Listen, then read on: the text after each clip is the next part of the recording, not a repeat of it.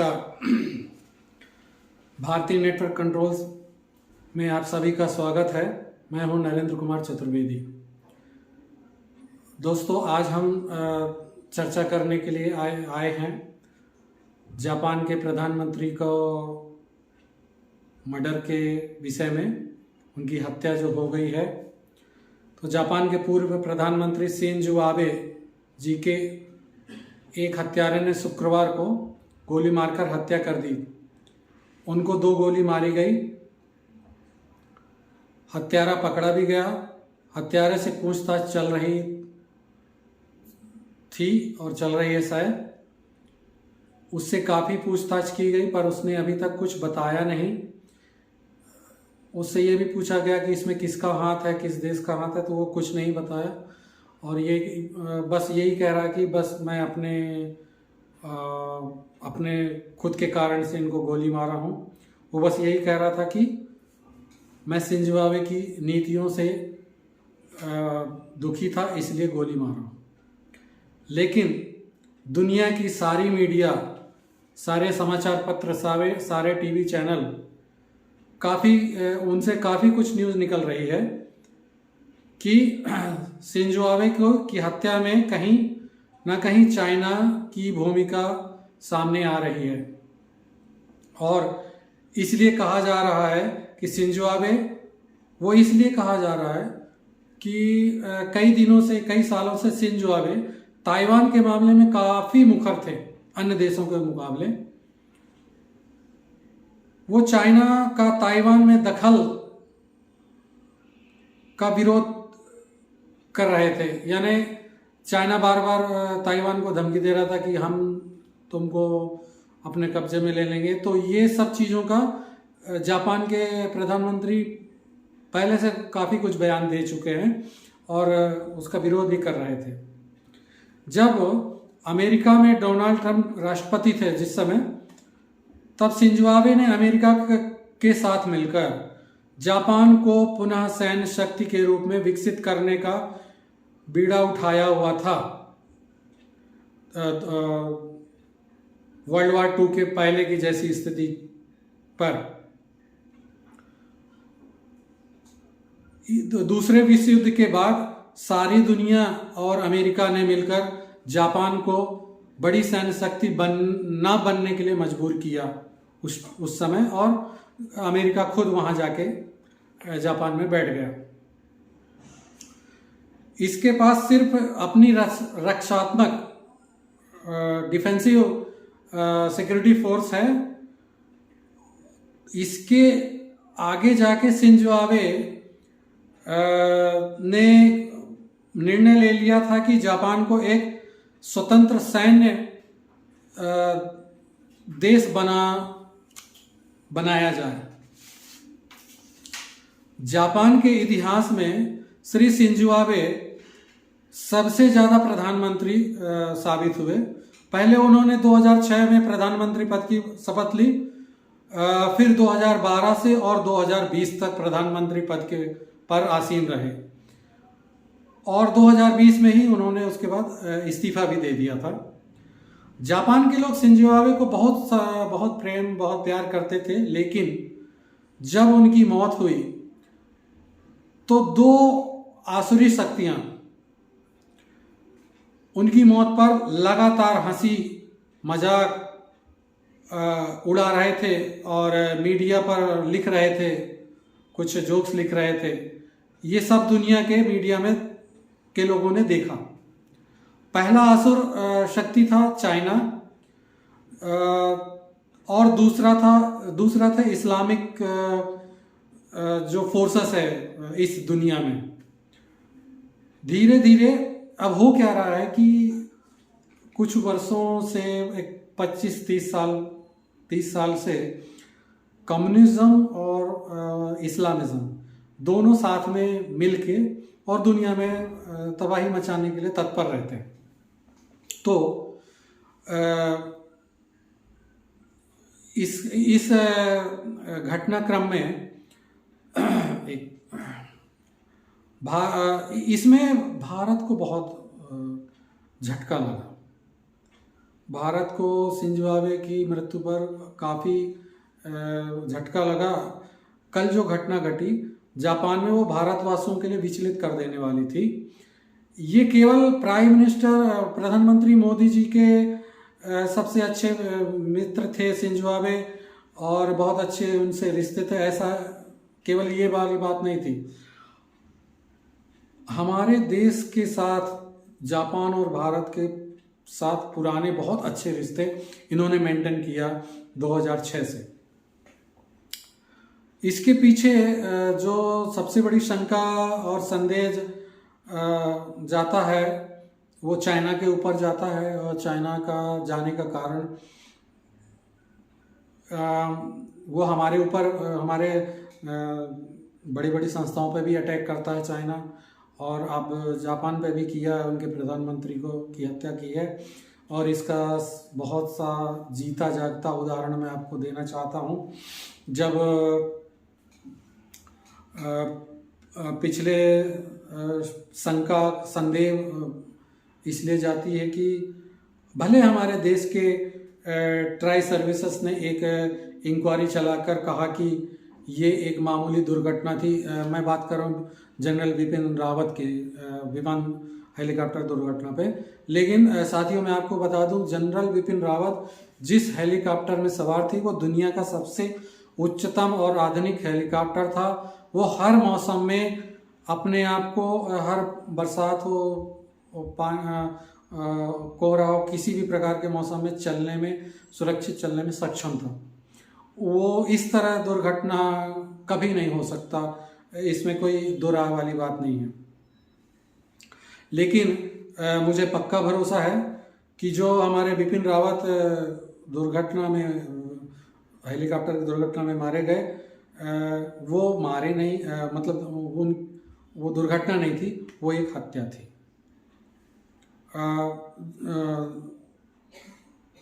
लेकिन फिर भी वो दुर्घटनाग्रस्त हो गया। कुछ एजेंसियों ने उसको मामूली सा ऐसे ही बता दिया।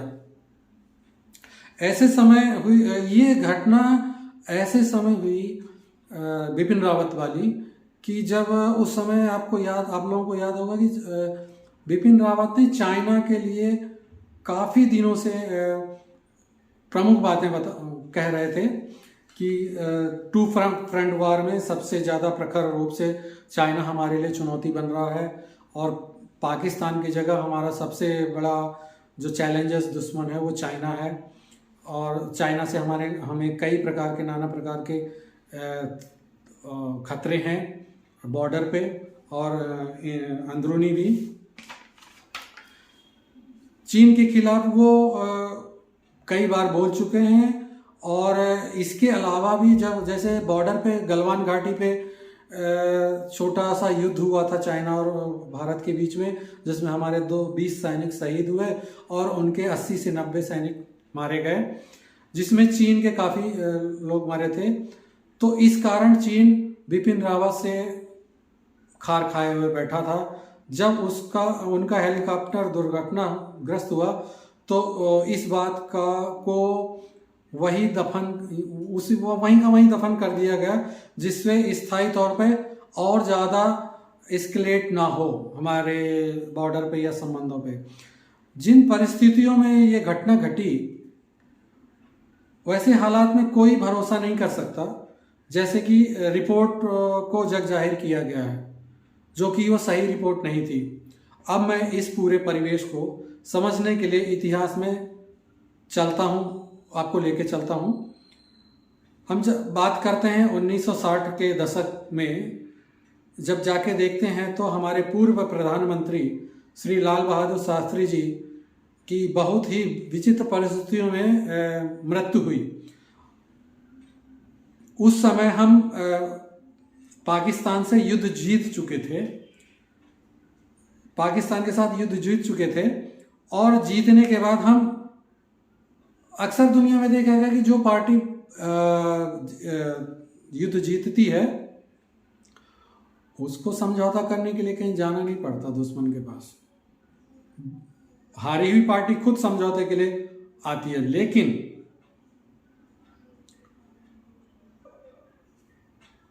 प्रधानमंत्री लाल बहादुर शास्त्री जी को फिर भी उस समय शास्त्री जी को किन परिस्थितियों में ताशकंद भेजा गया, क्या समझौता करने के लिए? वो कोई समझौते पे गए थे हस्ताक्षर करने के लिए, जीती हुई बाजी को फालतू का पता नहीं क्यों किन्होंने सलाह दिया, किसके दबाव पे गए वो। ये पूरे संदेहजनक स्थिति थी उस समय। और उनका जब शव वापस आया तो वो बिल्कुल उनका शव नीला पड़ चुका था। जब ताशकंद में उनकी मृत्यु हुई और मृत्यु के बाद उनका शव भारत वापस लाया गया तो उनका शव पूरा नीला पड़ चुका था, जैसे कि उनको कोई जहर दिया गया। और उनकी मृत्यु से फिर उस समय के शासनकाल में किस व्यवस्था को फायदा पहुंचा, ये सब हम जानते, सब जग जाहिर है। अभी हाल ही में जब यूपीए की सरकार चल रही थी, उसके पहले कार्यकाल के अंतिम समय में एक बुक प्रकाशित हुई थी, मित्रोकिन आर्बिक्स 2। इससे पता चलता था कि लगातार कई दशक से हमारी सरकार सोवियत रूस की खुफिया एजेंसी, खुफिया विभाग की केजीबी से द्वारा संचालित हो रही थी। उस समय 1960 के दशक की बात करूं, सरकार उस समय उठना बैठना सोवियत रूस के इशारे पर ही करती थी। खैर, उस समय जो भी परिस्थिति रही हो या कोई भी मजबूरी रही हो, लेकिन दुनिया में ना भारत और ना अमेरिका में एक बात समझ में आई, अभी तक लोगों ने अभी तक समझा ही नहीं, कि 1991 में जब सोवियत संघ का विघटन हुआ, भंग हो जाने के बाद पूरे पृथ्वी का कम्युनिज्म आज अमेरिका में जाके बैठ गया है, पूरे अमेरिका में फैल चुका है। और ये बात अमेरिका के लोगों को समझ में ही नहीं आ रही है कि उनके देश में कम्युनिज्म पूरी तरह आ चुका है। वहाँ पे दो टाइप का पॉलिटिक्स है, एक तो डेमोक्रेटिक और एक रिपब्लिक। डेमोक्रेटिक पूरी तरह कम्युनिस्ट लेफ्टिस्ट फेवर की पार्टी है, और एक रिपब्लिकन जो अपने देश के लिए कार्य करती है। रिपब्लिकन माने यानी डोनाल्ड ट्रंप की पार्टी।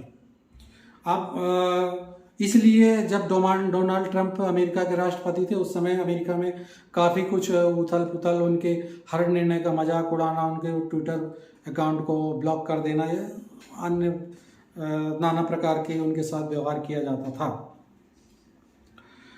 जिस समय आप लोग अमेरिका को ये भी सोचना चाहिए कि जिस समय अमेरिकन वियतनाम में 30 साल तक की लड़ाई लड़ रहे थे, ठीक उसी समय उनके देश में धरने प्रदर्शन हो रहे थे डेमोक्रेटिक पार्टी के द्वारा। ठीक उसी प्रकार जैसे हमारे भारत में जब बीजेपी की सरकार आती है तो यहाँ के इस्लामिस्ट और कम्युनिस्ट, ये दोनों गैंग धरना प्रदर्शन शुरू कर देते हैं। चाहे वो सीएए का हो मामला हो या एनआरसी हो, कम्युनिस्ट और इस्लामिस्ट दोनों एक हो जाते हैं और हंगामा शुरू कर देते हैं, तोड़फोड़ शुरू कर देते हैं। उसी प्रकार अमेरिका में जब जब रिपब्लिकन की सरकार आती है तो वहाँ भी धरना प्रदर्शन शुरू हो जाते हैं, उथल पुथल शुरू वहाँ की घरेलू राजनीति में। वहाँ का डेमोक्रेट पूरी तरह से कम्युनिस्ट, जैसे मैंने पहले बताया, पूरी तरह कम्युनिस्ट हो चुका है और यही अस्थिरता फैलाते रहता है। वहाँ का हॉलीवुड प्रो डेमोक्रेट है, ठीक उसी तरह जैसे हमारे भारत में पूरा बॉलीवुड जगत प्रो इस्लामिस्ट, प्रो कम्युनिस्ट है। मुंबई का हमने देखा है कि वहाँ के युवा सड़कों पर उतरकर अपने ही देश की संपत्ति को नष्ट कर रहे थे। ये प्रवृत्ति कम्युनिस्टों में पाई जाती है और इस्लामिस्टों में भी पाई जाती है।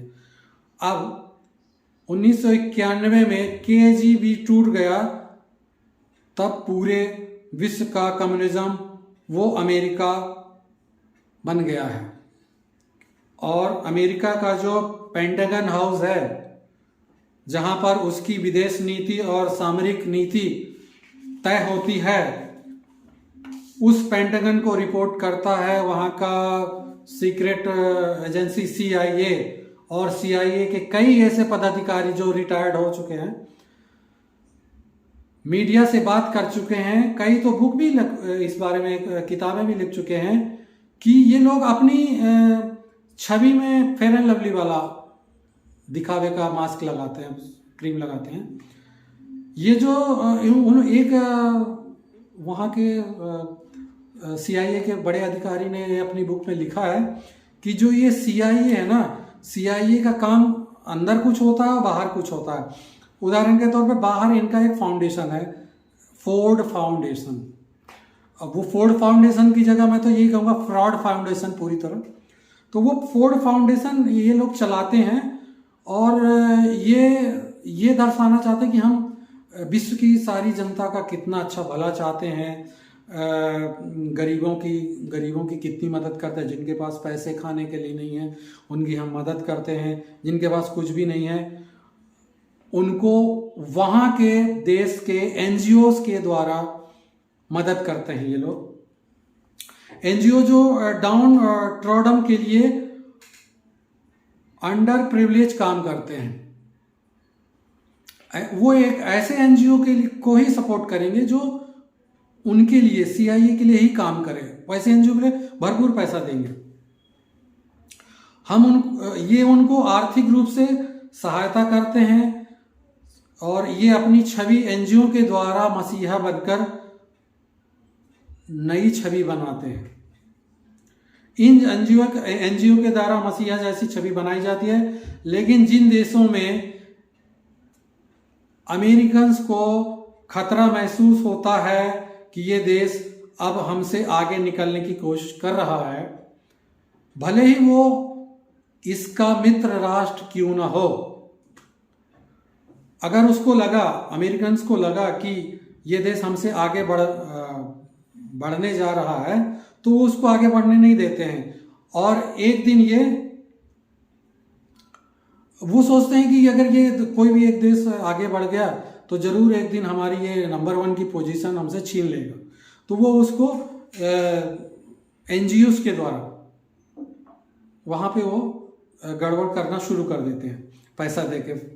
और इनका NGO होता है फोर्ड फाउंडेशन। फोर्ड फाउंडेशन फिर नाना प्रकार के NGOs को पैसा देता है। तो ऐसे में उनके जैसे अभी आपने सुना होगा ब्राजील, भारत और इस प्रकार के कई देश हैं जहाँ पे नाना प्रकार के NGOs चलते हैं। और इन NGOs में मैं अभी बताता हूँ आपको कि कौन कौन सी NGOs हैं और कौन कौन से लोग CIA के लिए काम कर रहे हैं।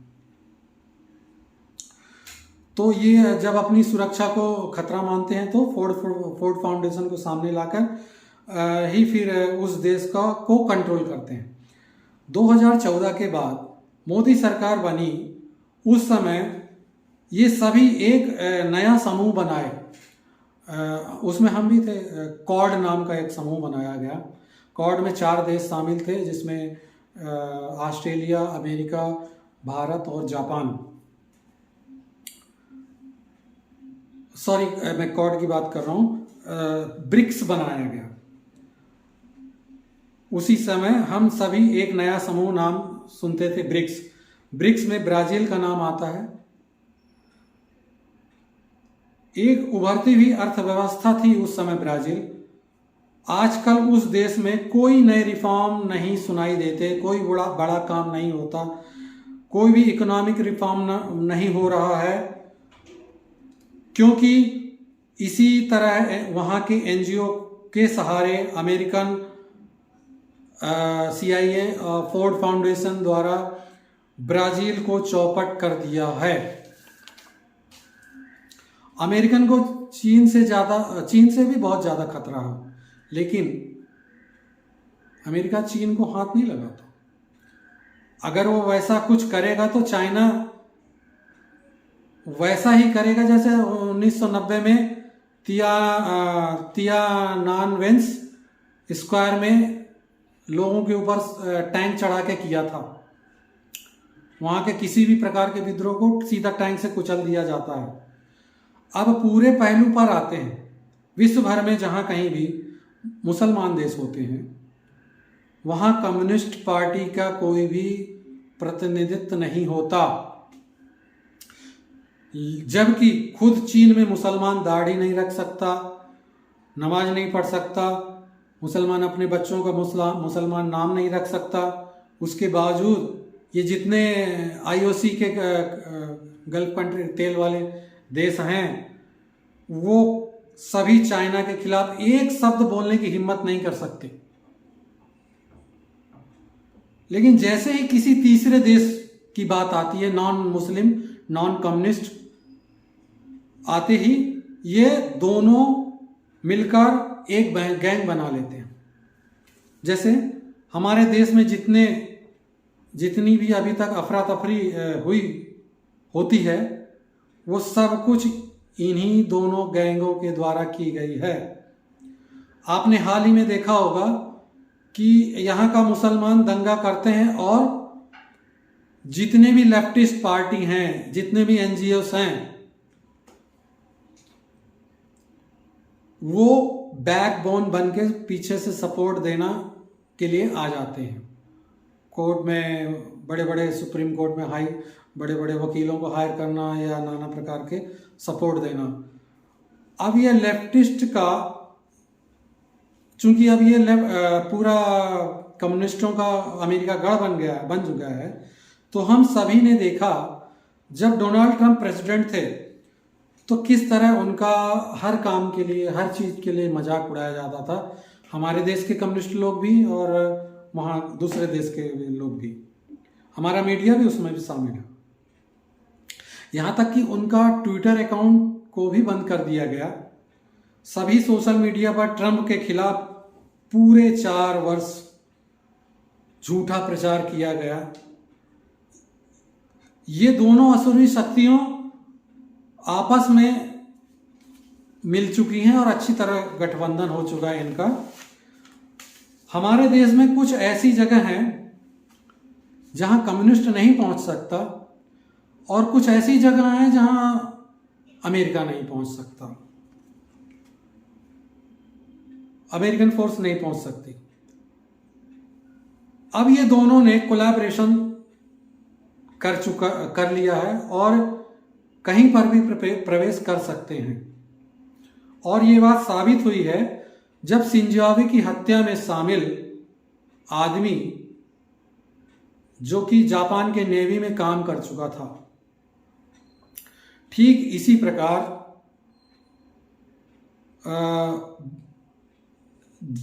प्रकार का हमारी पृष्ठभूमि है, बैकग्राउंड है। उस व्यक्ति का था जिसमें इंदिरा गांधी जी की हत्या की थी बेअंत सिंह और सतवंत सिंह ने। ये दोनों इंदिरा गांधी के सुरक्षा कर्मी थे। मैं ये मान लूं कि इंदिरा गांधी में लाखों बुराइयां रही होंगी, लेकिन किसी राष्ट्र के प्रधानमंत्री को जान से मार देना केवल वो 2-4 मुट्ठी भर खालिस्तानियों के बस की बात नहीं थी। इस प्रकार के कार्य में जिस प्रकार की रणनीति, तैयारी, प्लानिंग करी जाती है, ये किसी बड़ी शक्ति का ही परिणाम था। उस समय जब जेपी आंदोलन 70 के दशक में चल रहा था, तब इंदिरा गांधी ने लगातार अपने भाषणों में कहा करती थी कि मुझे शंका है कि मुझे मरवाने की कोशिश हो रही है CIA के द्वारा। अब अमेरिका खुद जब वामपंथी हो चुका है तो इस्लामी ताकतों के साथ मिलकर भारत में कुछ भी बड़ा कर सकता है। इस बात का बहुत बड़ा संकेत देखिए मैं आपको बताता हूं कि जो हमारे रिटायर्ड जनरल आर्मी मैन हैं, सैनिक हैं, उनके फैमिली के बेटे बेटियों द्वारा चलाए जा रहे एनजीओस को फोर्ड फाउंडेशन बड़ी मात्रा में फंड मुहैया करा रहा है, उपलब्ध करा रहा है। जैसे उदाहरण के तौर पे आम आदमी पार्टी के नेता एक सेलिब्रिटी है गुल पनार, उनके पिता आर्मी के रिटायर्ड पिता हैं। मैं ये नहीं कहता कि आर्मी वाले बुरे होते हैं, और ये भी अच्छे इंसान हैं, लेकिन जहां गुंजाइश है, पिन पॉइंट, ये बस एक संकेत है। जब हम सेना के बारे में सोचते हैं तो मेरे मन में गर्व का भाव, सम्मान और सेना के प्रति एक आस्था जाग जाती है। इसी प्रकार ऊपरी तौर से कोई सेना पे जल्दी संदेह नहीं कर पाता, जबकि हमारे अनुभव में ये देखा गया है कि जब पंजाब में ऑपरेशन ब्लू स्टार हुआ था खालिस्तानियों के विरुद्ध, उस समय हमारी सेना में पंजाब रेजिमेंट के कुछ सैनिक बगावत कर चुके थे। अपने ही देश के खिलाफ वो बगावत कर चुके थे, जो कि एक असंभव वाली बात थी। तो ये अब असंभव नहीं रह गया कि कोई कुछ नहीं कर सकता, कहीं कुछ भी गड़बड़ हो सकता है। तो CIA और चाइना हमेशा से, जो आर्मी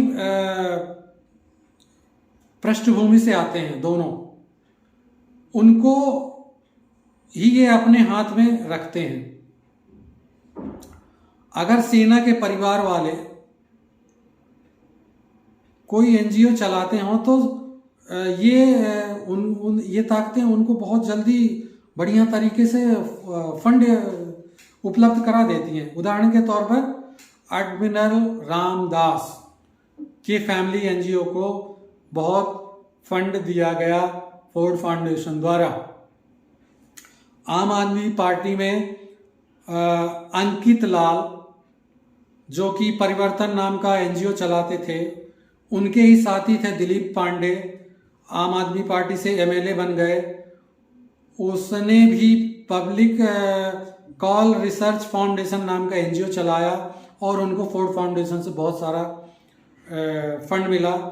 ये दोनों NGO आम आदमी पार्टी के अरविंद केजरीवाल का ही था। इन दोनों NGO का फोर्ड फाउंडेशन खूब पैसा दिया गया और केजरीवाल उस समय दिल्ली के CM बन गए, जिसको हम मजाकिया तौर पर दिल्ली का ठग बोलते हैं। तो ये जो हमारे देश पर पूरा कब्जा बनाया हुआ है लेफ्टिस्ट इस्लामिस्ट, ये लेफ्टिस्ट और इस्लामिस्ट केवल इतने ही में ही नहीं है। ये लोग मीडिया में हैं, ये लोग अदालतों के अंदर घुसे हुए हैं, ब्यूरोक्रेट्स में घुसे हुए हैं, और न्यायपालिका में घुसे हुए हैं। तो इनका, ये लेफ्टिस्टों का कब कहाँ क्या कर जाए कुछ भरोसा नहीं, इसलिए सतर्क रहने की जरूरत है। हर बार हमारे देश पर छोटी सी बात पर ये लोग बहुत बड़ा बखेरा कर देते हैं, चाहे वो NRC हो, चाहे CA हो, दिल्ली का दंगा हो, लाल किले पर तिरंगे का अपमान हो, या किसान आंदोलन, या फिर पाकिस्तान की बॉर्डर पर प्रधानमंत्री मोदी जी को 20 मिनट तक बंधक बनाए रखना पंजाब में। ये सब इस्लामिस्ट कम्युनिस्ट के द्वारा ही हो रहा है।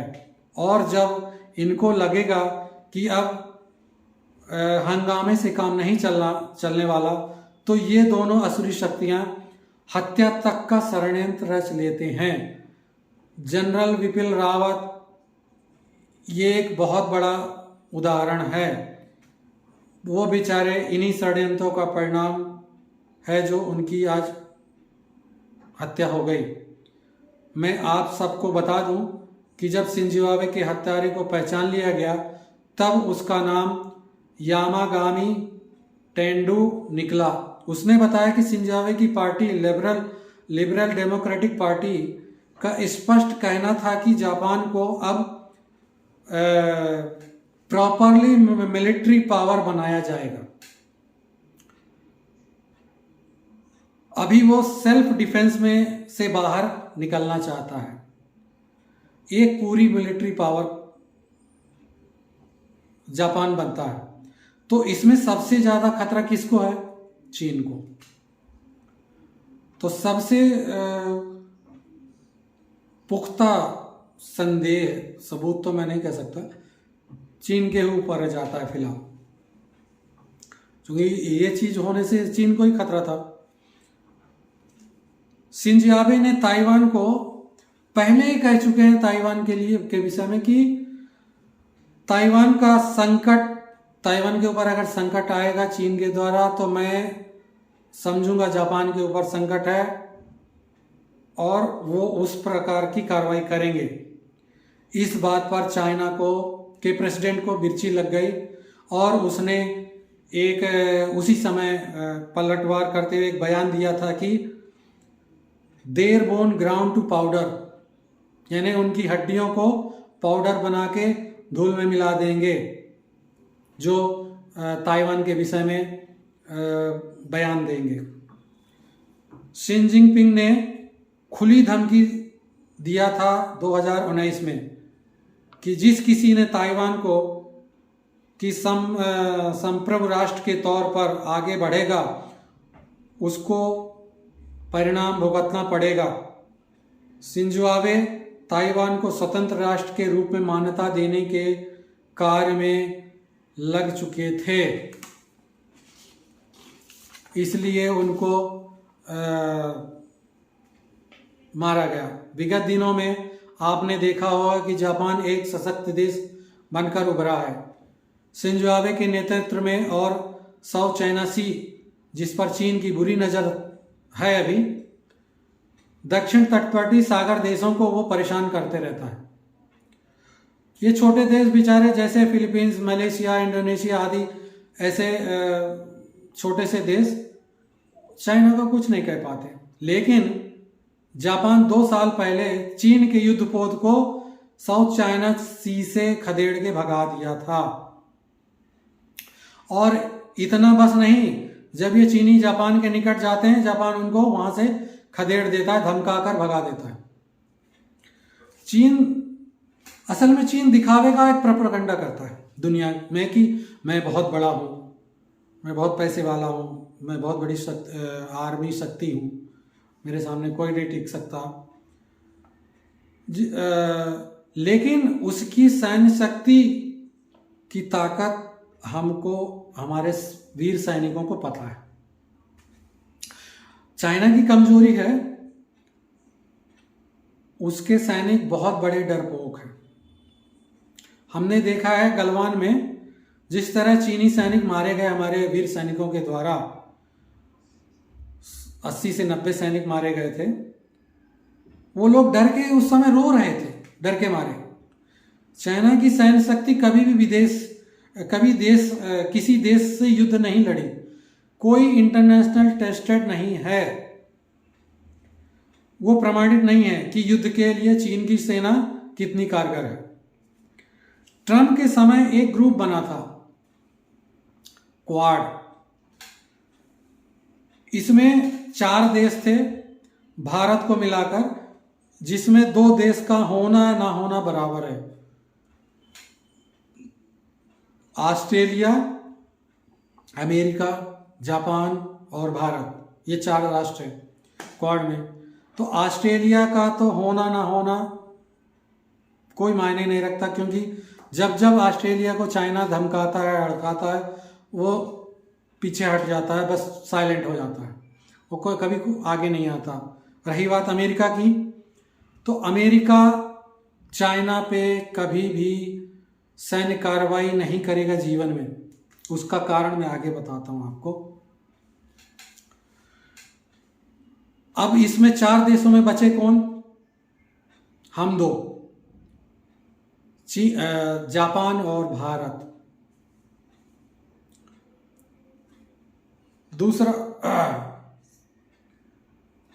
दूसरा अमेरिका कभी भी चीन के खिलाफ कोई बड़ी कार्रवाई नहीं उठा सकता, क्योंकि अमेरिका चाइना को बनाने में बहुत बड़ा हाथ है। उसकी पूरी इकोनॉमी चाइना पर निर्भर है, इसलिए वह हाथ चाइना पर नहीं डाल सकता। वो कभी भी अपनी इकोनॉमी को नुकसान नहीं करेगा। अमेरिका द्वारा विश्व की पूरी मैन्युफैक्चरिंग इंडस्ट्री चीन चले जाना, अमेरिका बहुत बड़ा इन्वेस्टर है, इन्वेस्टमेंट किया हुआ है चीन में खास करके बराक ओबामा के समय बहुत सारा इन्वेस्टमेंट चाइना में शिफ्ट हुआ है, अमेरिका से भी, दूसरे देशों से भी, यूरोपियन कंट्रीज से, जो अमेरिका के पिछलग्गू हैं। तो वो अपने इन्वेस्टर पर बमबारी क्यों करेगा? इसलिए ये तो अकाट सत्य है कि अमेरिका चाइना युद्ध कभी नहीं हो सकता। तो अब रह गए कौन? क्वाड के 2 देश, जापान और भारत, जो कि सच में गंभीर हैं लड़ने के लिए। उसमें सबसे आगे थे शिंजो आबे, जापान के पूर्व प्रधानमंत्री। अब देखिए, ठीक उनकी मृत्यु के बाद चाइना ने खुशियां मनानी शुरू कर दी। चीन का ग्लोबल टाइम्स पत्र बगैर किसी के पूछे, किसी के कहे, अपनी सफाई देना शुरू कर दिया। चोर की दाढ़ी में तिनका। जब किसी के दिल में कुछ चोर होता है ना, तो अंट संट कुछ भी बकने लगता है अपने आप, या वैसी हरकतें करने लगता है। सफाई देने लगा, ये बताने की कोशिश करा कि शिंजो आबे को उनके देश में उनके देश के लोगों के द्वारा कैसा मारे गए। जेनिफर जेम्स का एक उसी समय ट्वीट आया कि चाइनीज कम्युनिस्ट पार्टी ने खुलेआम धमकी दी थी कि शिंजो आबे को हम प्रॉमिस करते हैं कि अगर वो ताइवान पर नॉनसेंस बातें करते रहेंगे तो उन्हें खून की होली खेलनी पड़ेगी। ये बात 2021 में कही गई थी और 2022 में उनको मार दिया गया, क्योंकि वो चाइना के विरुद्ध एक ठोस पहल कर चुके थे शिंजो आबे। तो क्वाड कुछ नहीं है, ये एक छलावा है, मुखौटा है भ्रम में रखने का। इसी प्रकार जनरल बिपिन रावत लगातार कह रहे थे कि चीन से हमें ज़्यादा खतरा है पाकिस्तान की अपेक्षा, और 2 फ्रंट वार में चीन ज़्यादा आगे आके प्रॉब्लम क्रिएट करेगा, तो उनको भी मरवा दिया गया। अब जैसे ही ये खबर आई कि शिंजो आबे अब नहीं रहे इस दुनिया में, चीन के सोशल मीडिया पर खुशियां छा गई।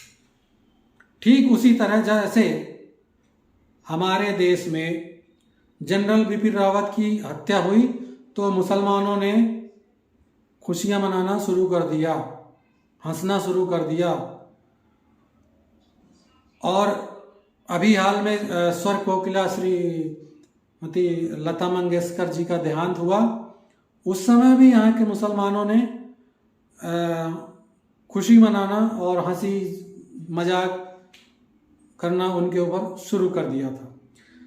जिस समय शिंजो आबे ने कहा था कि हम जापान को सेल्फ डिफेंस मिलिट्री से आगे सशक्त मिलिट्री फोर्स बनाएंगे, तो उस पर चीन का विदेश मंत्री अपने प्रतिक्रिया में, उसका नाम वांग है, ने कहा था कि अगर आप पुराने सैन्य कार्य पर जाएंगे तो आपको परिणाम भुगतना पड़ेगा। खुलेआम जापान को धमकी दिया था उसने। तो जहां तक अमेरिका की बात है, वो तो एक बनिया देश है, हथियार बेचना, 2-4 देशों के बीच में गड़बड़ी पैदा करा के, लड़ाई झगड़ा करा के उसको किसी तरह अपना हथियार बेचना है। हर देश में अस्थिरता करके आपस में लड़ाने का उसका पेशा है। शिंजो आबे की हत्या करके चीन ने जापान, अमेरिका, ताइवान और भारत को भी कड़ा संदेश दे दिया है कि अगर हम आपके CDS जनरल बिपिन रावत तक पहुंच सकते हैं, उनको मार सकते हैं, तो आपको भी क्या नहीं कर सकते। हम अगर जापान के प्रधानमंत्री को तक पहुंच कर उनको मार सकते हैं तो आप समझ जाइए हमें ना छेड़ें। ऐसा चाइना ने संदेश दे दिया है। जिस समय UPA की सरकार थी उस समय एक जांच सामने आई, जांच हुई थी कि भारत के 13 पत्रकार चीन के पेरोल पर थे। वो लोग चीन के पेरोल पर काम कर रहे थे। उसी समय भारत में मुसलमान भी काफी संख्या में हो गए थे और वो लोग जो सैन्य क्षेत्र में रह चुके थे उनके NGO के माध्यम से, इस्लामिस्टों के माध्यम से हमारे देश के नेताओं को नुकसान पहुंचा सकते थे या हैं। भारत में 2020 में चीन के लिए जासूसी करने वाले पत्रकार और ठीक उसी समय ट्रंप के कार्यकाल में अमेरिका में जासूसी कर रहे चीनी पत्रकार पकड़े गए थे। अमेरिका में जैसे ही सत्ता परिवर्तन होता है ये सारे चीनी पत्रकार बहाल कर दिए जाते हैं। ये मुझे तो शंका है कि ये सब जापान के कांड में अमेरिका में पकड़े गए चीनी पत्रकारों का ही हाथ था। ये सब आज से नहीं हो रहा है।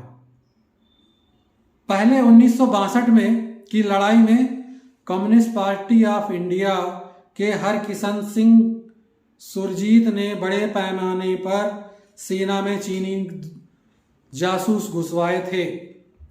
इस मामले में एंडरसन भगत रिपोर्ट आई थी उस कार्यकाल में।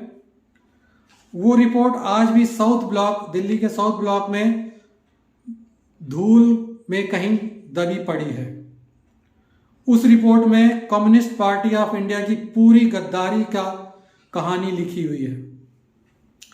उस समय प्रधानमंत्री नेहरू का पूरा मंत्रिमंडल रिपोर्ट को दबाने में जुट गया था और उस समय भारत का रक्षा मंत्री जो घोर कम्युनिस्ट था, मेनन स्वयं चीन के साथ कॉम्प्रोमाइज में लग चुका था। तो मेरे प्यारे भाइयों, कुल मिलाकर जापान वाली घटना हमें सतर्क रहने के लिए दर्शाती है। ये लोग हमें हमारे देश को नष्ट करने के लिए इस्लामिस्ट, कम्युनिस्ट एक होकर पूरा जोर लगा रहे हैं। मैं सत्ता में बैठे उच्च पदों पर विराजमान प्रधानमंत्री श्री नरेंद्र मोदी से यही अनुरोध करूंगा कि आप अपनी आंखों से सेकुलरिज्म का झूठा, नकली, असत्य विचार त्याग कर दें। केवल देश और देश की जनता और अपनी सुरक्षा पर ध्यान दें। एक स्वाभिमानी राष्ट्र हमारे पास और दूसरा कोई राष्ट्र नहीं है। एक स्वाभिमानी राष्ट्र के लिए और हमारे पास कहीं जगह नहीं है भारत के अलावा। अब हरे टिड्डे का मोह त्यागो मोदी जी। और ये जो आप सेकुलरिज्म का चोला ओढ़े और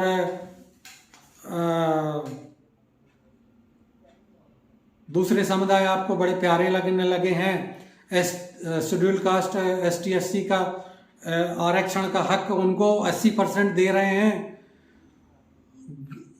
जनरल में गरीब जनता के पास लोन के नहीं दे रहे हैं पढ़ाई के लिए और उनको वजीफा उपलब्ध करा रहे हैं। कम से कम 3,000-4,000 करोड़ रुपए फ्री में मुफ्त बांट रहे हैं। ये मेरे जैसे मेहनतगार और टैक्स पेयर का पैसा आप क्यों बांट रहे हैं भाई? जैसा हम लोग मेहनत करके कर्जा पानी करके अपने बच्चों को पढ़ा रहे हैं वैसे उनको भी पढ़ाने दीजिए। क्या जरूरत थी आपको मदरसों से सीधे 52 मदरसों के मौलवियों को या जिहादी टाइप के स्टूडेंट्स को लाके और बड़ी बड़ी संस्थाओं में भर्ती करने की। उनको क्या जरूरत है आईएएस और आईपीएस में डायरेक्ट एंट्री देने की? किस बेस पे आप ये गैर कानूनी कार्य करवा रहे हैं? हमारी संस्थाओं को क्यों आप बर्बाद करवा रहे हैं? क्या आप भारत के सैनिक संस्थाओं को भी इस्लामीकरण करने की ओर कदम बढ़ा चुके हैं? अगर ऐसा है तो ये मेरा और आप दोनों के लिए दुर्भाग्यपूर्ण स्थिति है। इस बात को जल्दी से जल्दी ध्यान में लाइए, सचेत हो जाइए, वरना न ये देश रहेगा न ये हिंदू रहेगा। बस वही फिर बाद में अफगानिस्तान और पाकिस्तान जैसी स्थिति होगी। तो अब मेरे पास या मेरे देशवासियों के पास कोई विकल्प नहीं बचा है। केवल मात्र एक ही विकल्प है कि हम अब सतर्क हो जाएं।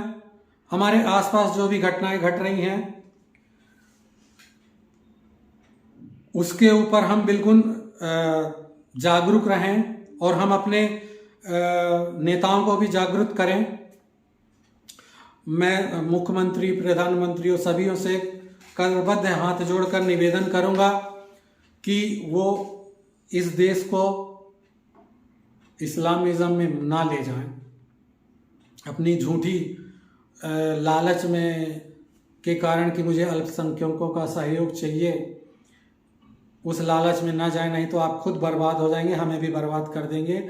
और इन सब के जानों का दुश्मन जो दो असुर शक्तियां हैं, इस्लामिस्ट और कम्युनिस्ट, ये हमें एक दिन बर्बाद कर देंगी। अगर आज देश का सच्चा नागरिक, सच्चा भारतीय नहीं जागा, मैं हिंदू मुसलमान की बात नहीं करता, केवल और केवल मेरा राष्ट्र की बात करता हूं, ये आज नहीं जागा तो फिर कभी नहीं जाग पाएगा। आप लोग ये क्यों नहीं विश्वास करते कि जो जनरल बिपिन रावत 2.5 फ्रंट की बात करते थे वार की, उसमें से आधा फ्रंट वार हमारे खिलाफ शुरू हो चुका है। ये चीजें पिछले 6 महीने 8 महीने से प्रदर्शित हो चुकी हैं। जगह जगह गले रेते जा रहे हैं। हिंदू डरा हुआ है। तो मैं तो सभी लोगों से यही निवेदन करूंगा और जितने भी इस देश के एमपी एमएलए हैं उनसे निवेदन करूंगा कि भाइयों प्लीज इस बार समझ जाओ, वरना कहीं जगह नहीं मिलेगी। हिंदू राष्ट्र या इंडिया के अलावा ऐसा दूसरा भारत कहीं नहीं मिलेगा। आपको कहीं स्वायत्तता इस प्रकार की नहीं मिलेगी, इतना खुलापन कहीं नहीं मिलेगा, इतना बोलने की आज़ादी कहीं नहीं मिलेगी।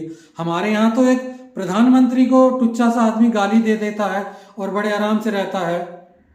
क्या आप दूसरे राष्ट्र में जाके किसी मंत्री का, प्रधानमंत्री को गाली देके जीवित रह सकते हैं? बिल्कुल हरगिज नहीं रह सकते। तो मेरा यही निवेदन है सभी लोगों से एक बार फिर से कि अपने आप के माहौल को पहचानो, अच्छे बुरे लोगों को पहचान के और उनसे दूरी बनाओ। इस देश में ऐसा कोई भी कार्य मत करो जिससे मेरे देश के लॉ एंड ऑर्डर को में दिक्कत आए। वो जो गैर कानूनी है उस प्रकार का कोई भी कार्य मत करो। बस अपनी आवाज से इस देश की सोई हुई सत्ता को जगाओ। बस इतना ही कार्य करिए। जनता की आवाज में बहुत शक्ति होती है और वो फिर सुनाई देती है। तो इन्हीं बातों के साथ मैं अपनी वाणी पे विराम देता हूं और आप सभी लोगों से निवेदन करता हूं कि मेरे इस वीडियो को लाइक और सब्सक्राइब शेयर जरूर करें। बहुत बहुत धन्यवाद।